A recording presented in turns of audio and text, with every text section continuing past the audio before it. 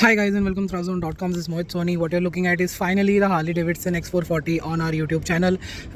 It's been a very long time that we could get our hands on the vehicle, so I'll be as quick as possible in terms of how to tell you about the bike, because you've probably read about it and seen videos and known a lot about it because it's officially out there as well.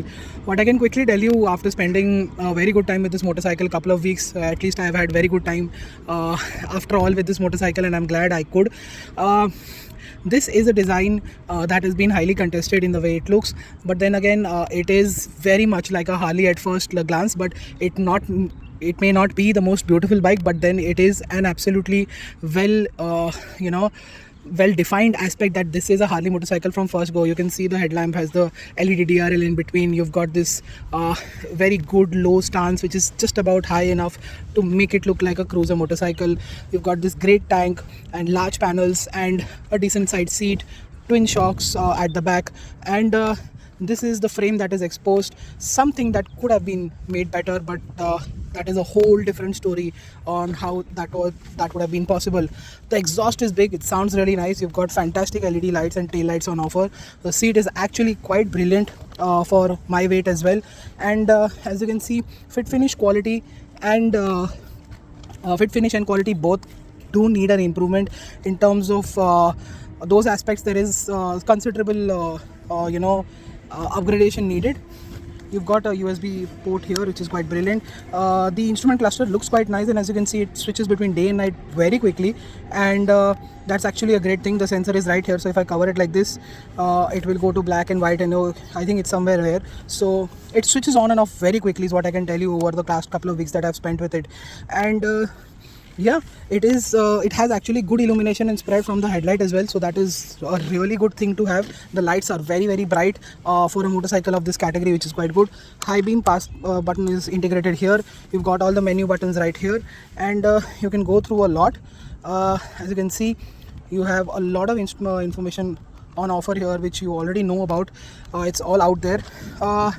Again, that is the start stop button, and the switch gear also feels good enough for this price, but then again there's a bit of more expectation from Harley. I think that's where Harley is a little bit lacking, but overall I think at first glance this is grabbing a lot of attention. Everybody does realize that it's an Harley. They do aspire to get it. At the same time, they've been telling that I've been trying to get my hands on it and all of that and everything. In the last 1 month I have a lot of conversation with strangers on the road, and how they were actually quite impressed the way this bike looks, so it's quite brilliant. In terms of ergonomics, it's quite very comfortable. The seat, I told you, is quite nice. The engine is very good. It sounds really great. Low end and mid-range is good. Top end is also just about okay, and it is an engine that sounds really nice throughout the rev range. It is loud enough. That is the most important question that I'm answering right now. And in terms of tires, it doesn't do well. They are not really that great even in the dry. Forget about the wet, and that's the big problem. The suspension also is good enough. Even if you stiffen up all the way, it will be quite good. I got a bike which was very softly sprung. I stiffened up the suspension. It felt much better. Ride quality is now much more impressive for my weight, and there is still some space to make it go much more stiffer, but I don't think that's necessary. With the kind of tires you have, you will not have much grip while cornering hard, and that's not really ideal to do so. But it is comfortable. It has enough ground clearance. I have had pillion behind, and it hasn't touched, even with my weight and slightly lighter or heavier pillion, it hasn't really touched the speed breakers. The brakes are also just about okay. I think that if the tires would change, I think the brakes also would respond much better and would have been ideal. Right now they're just below that mark, and it is something that you can live with on a daily basis, but you can't expect the absolute best, because we've seen retro motorcycles now handle great as well. Despite having fantastic nostalgic feeling engines, they have good handling, good ergonomics. This also could have been better. I think tires would change the Harley Davidson's whole character together. If you get a very nice set of tires for this motorcycle, it would really feel much better than what it is right now, with the suspension set to the stiffest. And I think the brakes will also will be better if you go for higher spec brake pads. And in terms of handling also, it would have been much better. It's quite nimble and quite agile in the city, surprisingly. You can really have fun with this motorcycle, keep the revs high, go through traffic.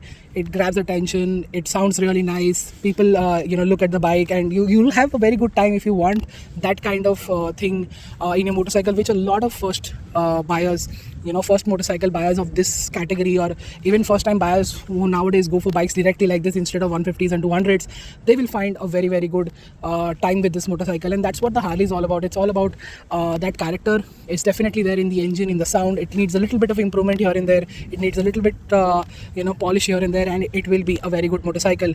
Styling of course is subjective, but everything else seems to be working in its favor. But and so is the price. The price also almost works in its favor, so you can definitely look out for this bike. But I think it's a little too late. There is a lot of competition on offer. But if you are a die-hard Harley fan, one of those like 10-15-year-old waiting for the last 10-15 years for a proper affordable Harley, after the 750s, the 440 is here. I think next body style that will come on this will definitely be much better. You can wait for that. Or if you're into retro roadsters, you can still consider this. Make those changes that I told you, and you will have a very good time, that's for sure. That's it. Thank you so much for watching. See you next time in the next video. Goodbye.